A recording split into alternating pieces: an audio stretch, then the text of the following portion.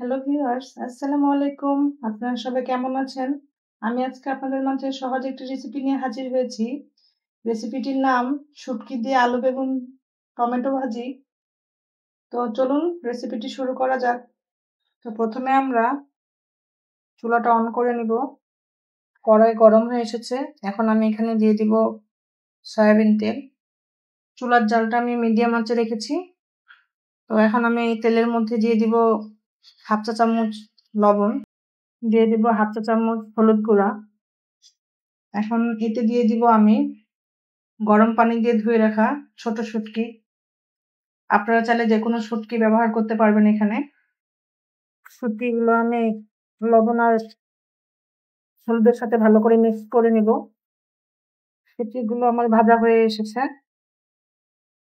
এখন আমি এখানে দিয়ে দিব মাঝারি সাইজের দুটো পেঁয়াজ কুচি, মিক্স করে নিব। আর এতে দিয়ে দিব একটা রসুনের কয়েকটি কোয়া কুচি। কোয়াগুলো আমি দুভাগ করে নিয়েছি। এগুলো সব একসাথে আমি ভেজে নিব। পেঁয়াজ রসুনগুলো আমরা খুব কড়া করে ভাজবো না, হালকা ব্রাউন কালার আসলেই হয়ে যাবে পেঁয়াজ রসুনগুলো ভাজা শুটকির সাথে। তো আমার দেখুন ভাজা হয়ে এসেছে। এখন আমি এখানে দিয়ে দিব সবজিগুলো। আমি আগেই কেটে ধুয়ে রেখে দিয়েছিলাম। সবজিগুলো মিক্স করে নিব। আপনারা হয়তো বা ভাবছেন আমি এখনো এখানে মরিচ দেইনি কেন। আসলে আমি কাঁচা মরিচ দিয়ে ভাজিটি করব। তো মরিচটা আমি একটু শেষেই দেওয়ার চেষ্টা করব, যেন মরিচের সবুজ রংটা থাকে আর স্মেলটা অনেক ভালোভাবে আসে। আমার মিক্স করা হয়ে গিয়েছে পেঁয়াজ আর রসুনের সাথে সবজিগুলো। এখন আমি এটা ঢেকে দিব কয়েক মিনিটের জন্য। কিছুক্ষণ পর পর আমি ভাজিটি নেড়ে নেড়ে দিব। আমি 1.5 থেকে 2 মিনিট পর আবার ফিরে আসলাম। এখন আমি ভাজিটি নেড়ে দিব। এই বেগুন, আলু, টমেটোর উপরে আর আলাদা করে হলুদ দেওয়ার দরকার নেই। প্রথমে যে আমি হলুদটা দিয়েছিলাম তেলের মধ্যে, সে হলুদেই কালার চলে এসেছে। আর লবণ তো স্বাদ বুঝে দিবেন।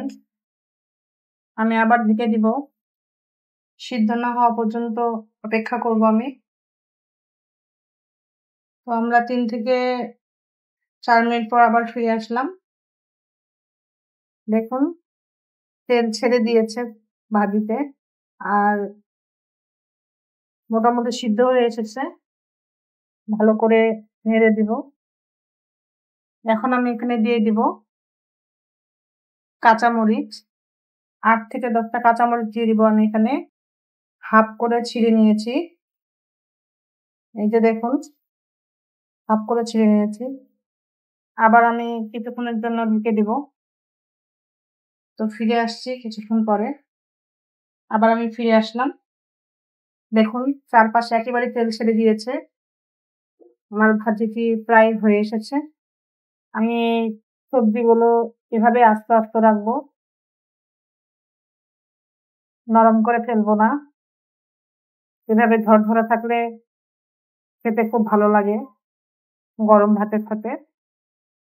তো আমার হয়ে এসেছে, সবজিটি আমার রান্না হয়ে এসেছে। এখন আমি পরিবেশন করব। এখন পরিবেশনের পালা। তো চুলাটা অফ করে 5 থেকে 7 মিনিটের জন্য ঢেকে রেখে দিব। তারপরে 5 থেকে 7 মিনিট পরে আমি পরিবেশন করব। ফিরে আসলাম আমি পরিবেশনের পরে। তো হয়ে গেল আমার খুব মজার একটি রেসিপি রান্না করা। অবশ্যই আপনারা বাসায় ট্রাই করবেন। দেখতে খুব লোভনীয় হয়েছে দেখেন। এই সবজিটি গরম ভাতের সাথে খেতে বা রুটি পরোটার সাথে খেতে খুবই মজাদার। তো ভালো থাকবেন, সুস্থ থাকবেন। আল্লাহ হাফেজ।